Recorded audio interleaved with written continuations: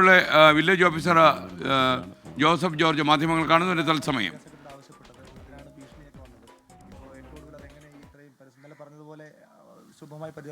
തീർച്ചയായിട്ടും അവർ അത് നീതി കുടിശ്ശിക തീർത്ത് അടയ്ക്കാമെന്ന് ഏറ്റിട്ടുണ്ട്.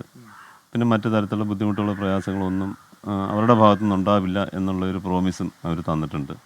നമ്മളെ സംബന്ധിച്ച് സമാധാനമായിട്ട് ജോലി ചെയ്യാന്നുള്ളത് മാത്രമേ ഉള്ളൂ. ആ ഒരു അന്തരീക്ഷം നമുക്ക് കിട്ടിയാലേ നമുക്ക് അത് അതിൻ്റേതായ രീതിയിൽ മുമ്പോട്ട് പോകാൻ കഴിയുള്ളൂ. ഇപ്പം വില്ലേജ് സംബന്ധിച്ച് വില്ലേജിനകത്ത് മാത്രം ഇരിക്കാൻ പറ്റുന്ന ഒരാളല്ല. പല കാര്യങ്ങൾക്ക് നമുക്ക് പുറത്ത് പോകണം. ഫീൽഡ് വിസിറ്റ് ഉണ്ട്, എൻക്വയറി ഉണ്ട്, പല കാര്യങ്ങളുണ്ട്. അത് സമാധാനമായിട്ട് നമുക്ക് ചെയ്യണമെന്നുണ്ടെങ്കിൽ നമുക്ക് അങ്ങനെ ഒരു അറ്റ്മോസ്ഫിയർ കിട്ടിയാൽ മതിയാവുള്ളൂ. ഈ ഓഡിയോ സംഭാഷണം പുറത്തു വന്നതിനകത്തും അപ്പോൾ അത് സാറിൻ്റെ മനഃപൂർവ്വം ചെയ്തതാണെന്നും പിന്നെ അഴിമതിക്കാരൻ അങ്ങനെ ഒരുപാട് ആരോപണങ്ങൾ CPMന്റെ ഭാഗത്ത് വന്നിരുന്നു. അതെല്ലാം ഒരിക്കലും അങ്ങനെ മനഃപൂർവ്വം ഒരിക്കലും നമ്മളത് ചെയ്യില്ല. കാരണം നമ്മളൊരു ഔദ്യോഗിക സ്ഥാനത്തിരിക്കുന്ന ഒരു വ്യക്തി എന്നുള്ള നിലയ്ക്ക് നമുക്ക് മനഃപൂർവ്വം അങ്ങനെ ചെയ്യാൻ കഴിയില്ല. അത് പറഞ്ഞ് ഇങ്ങനെ പബ്ലിഷ് ആയ സമയത്ത് അത് പറയുന്നു എന്ന് മാത്രമേ ഉള്ളൂ. നമുക്കൊരിക്കലും അങ്ങനെ ഈ സ്ഥാനത്തിരുന്നുകൊണ്ട് അത് ചെയ്യാൻ കഴിയുന്നത് ഞാൻ ചെയ്തിട്ടുമില്ല.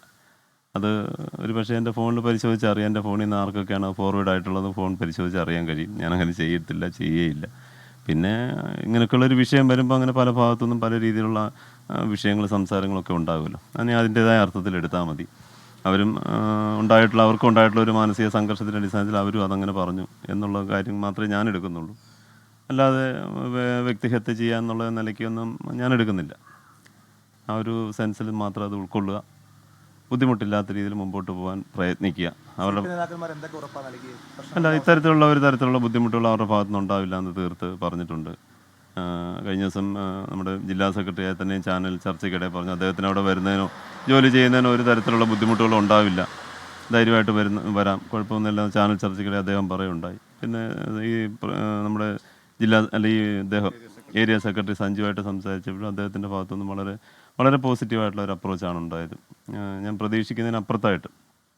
സഞ്ജു കുടിശ്ശിക അടയ്ക്കുമെന്ന് തോന്നുന്നുണ്ടോ?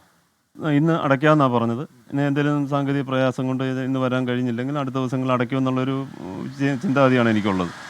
അദ്ദേഹം ഞാൻ വിളിച്ചപ്പം ഫസ്റ്റ് വർക്കിംഗ് ഡേ തന്നെ പൈസ അടയ്ക്കുമെന്നാണ് പറഞ്ഞിട്ടുള്ളത്. അങ്ങനെ ചെയ്യുമെന്ന് പ്രതീക്ഷിക്കുന്നു. പിന്നെ എന്തെങ്കിലും സാഹചര്യ പരിധി ഉണ്ടെങ്കിൽ പുള്ളി വിളിക്കുകയോ സംസാരിക്കുകയോ ചെയ്യുമെന്ന് കരുതുകയാണ്.